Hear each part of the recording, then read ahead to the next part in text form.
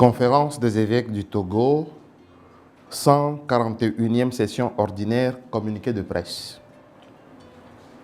Du 24 au 27 février, la conférence des évêques du Togo s'est réunie à son siège à Lomé pour sa 141e session ordinaire, la première de l'année de grâce 2026. 1. La première matinée de la session a été consacrée, entre autres, à l'entretien avec le nonce apostolique au Bénin et au Togo, son Excellence révérendissime Monseigneur Ruben Dario Ruiz Mainardi. Après un tour d'horizon de la vie et de la mission de l'Église au Togo, le représentant du Saint-Père a exhorté les évêques à continuer leur mission avec courage et détermination dans l'espérance. Au regard de la situation sécuritaire aux frontières septentrionales, malgré une certaine accalmie ces derniers moments, il les a également encouragés à œuvrer sans se lasser en faveur de la cohésion et de la solidarité. 2. Au cours des travaux, les évêques ont reçu les responsables des services interdiocésains suivants: les secrétaires généraux de l'œuvre de solidarité sacerdotale Togo, OSST, de l'ECDI Caritas, du Conseil épiscopal Justice et Paix, CEJP, les directeurs nationaux de l'éducation catholique, DNEC, et des œuvres pontificales missionnaires, OPM. Ces audiences, désormais inscrites au programme ordinaire de chaque première session de l'année, ont été une occasion pour chaque responsable de présenter un rapport moral et d'activité, l'état des lieux de l'administration, l'état du personnel, de même que le bilan financier de l'institution dont ils ont la charge. Les évêques félicitent, remercient et encouragent aussi bien les responsables que leurs collaborateurs pour le travail accompli et pour la suite de leur mission. 3. Les évêques ont reçu également le président de l'Université catholique de l'Afrique de l'Ouest, Unité universitaire du Togo, UKO, UIT, le révérend père Anicet Kaboré, venu leur faire l'état des lieux au début de son mandat. Satisfait des actions entreprises par le nouveau président de l'UKO-UIT, ils exhortent tous les acteurs, la communauté universitaire, les partenaires, les parents et les étudiants, à œuvrer pour un meilleur avenir de l'unité universitaire du Togo. Ils expriment leur reconnaissance au père Anicet et l'encouragent dans sa lancée pour relever les défis auxquels il fait déjà face avec détermination. 4. Au nouveau bureau de la Fraternité des prêtres diocésains du Togo, FPDT, a été accordée aussi une audience. Conduit par son président, le révérend père Marc Lacassi, du clergé diocésain de Kara, le dit bureau est venu se présenter aux évêques et leur faire part de son programme d'action. Les évêques ont saisi l'occasion pour féliciter les membres pour la confiance que leur ont faite leurs confrères.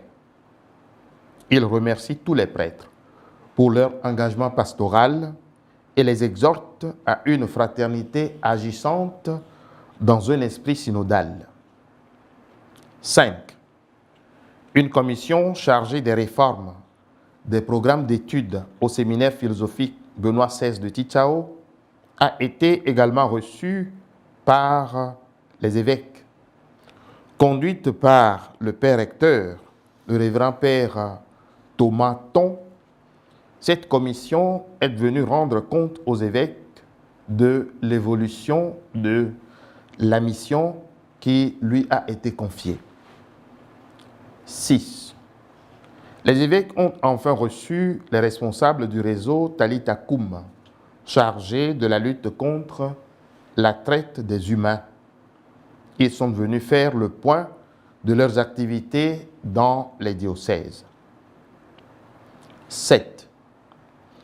À la suite de l'approbation des statuts du Conseil national des laïcs du Togo, CNLT, en octobre 2025 à Dapan, et de celle du règlement intérieur à la 141e session, les évêques se réjouissent de la remise sur pied de cette importante organisation ecclésiale.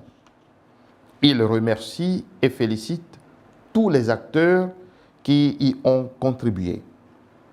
Ils saisissent ici l'occasion du temps de carême pour lancer cet appel à l'endroit de tous les fidèles laïcs. Je cite, « Vous êtes le sel de la terre, vous êtes la lumière du monde ». Fin de citation, Matthieu 5, 13 et 14. Les réalités sociales, économiques, politiques et culturelles de notre pays interpellent constamment notre conscience chrétienne. Elles exigent un témoignage renouvelé, courageux et cohérent de votre foi dans la vie publique. Votre vocation spécifique consiste à chercher le royaume de Dieu en gérant les réalités temporelles selon Dieu et en les ordonnant à lui. Confère Lumen Gentium, numéro 31. Vous êtes appelés à transformer le monde de l'intérieur en y inscrivant les valeurs de l'Évangile. Vérité, justice, paix, solidarité et amour. La doctrine sociale de l'Église constitue un guide sûr pour votre engagement en tant que laïc. Elle repose sur des principes fondamentaux qui doivent éclairer vos choix et vos actions. Par le principe de la dignité de la personne humaine, il est rappelé que toute vie humaine est sacrée et inviolable de sa conception à sa fin naturelle. Défendez toujours la vie, la liberté religieuse et les droits fondamentaux. Que le principe de la subsidiarité, avec le sens du bien commun, recherchez non pas des intérêts particuliers ou partisans, mais ce qui favorise le développement intégral de tout homme et de tout l'homme. Que le principe de la subsidiarité vous porte en toutes circonstances à la participation responsable de chacun à l'édification d'un monde meilleur et à la co-responsabilité. Par la solidarité, soyez proches des plus pauvres, des exclus et des personnes vulnérables. Pour ce faire, les évêques vous exhortent à vivre votre foi avec cohérence dans vos familles, lieux de travail et engagements sociaux, à vous former sérieusement à la doctrine sociale de l'Église pour agir avec compétence et discernement, à vous engager activement et honnêtement dans la vie civique et politique, là où votre conscience éclairée vous appelle, à refuser la fraude, la violence, le tribalisme et toute forme d'injustice, à promouvoir la réconciliation, le dialogue et l'unité nationale. Le monde attend des chrétiens qu'ils soient crédibles. La société a besoin de femmes et d'hommes intègres, animés par l'esprit des béatitudes. Les évêques vous engagent à puiser votre force dans la prière, les sacrements et la communion ecclésiale. Sans une vie spirituelle solide, l'action sociale risque de perdre son âme. 8. À l'instar des autres sessions, la 141e a été également une occasion pour les évêques de prier ensemble, surtout en ce moment de carême, pour l'Église universelle et celle particulière au Togo et pour notre nation. Il souhaite à tous un fructueux temps de carême. Que la Vierge Marie, Mère de l'Église, nous accompagne tous et soutienne chacun dans sa mission. Fête à Lomé, ce 27 février 2026. Assigné Père Émile Segbedi, secrétaire général et porte-parole de la CET.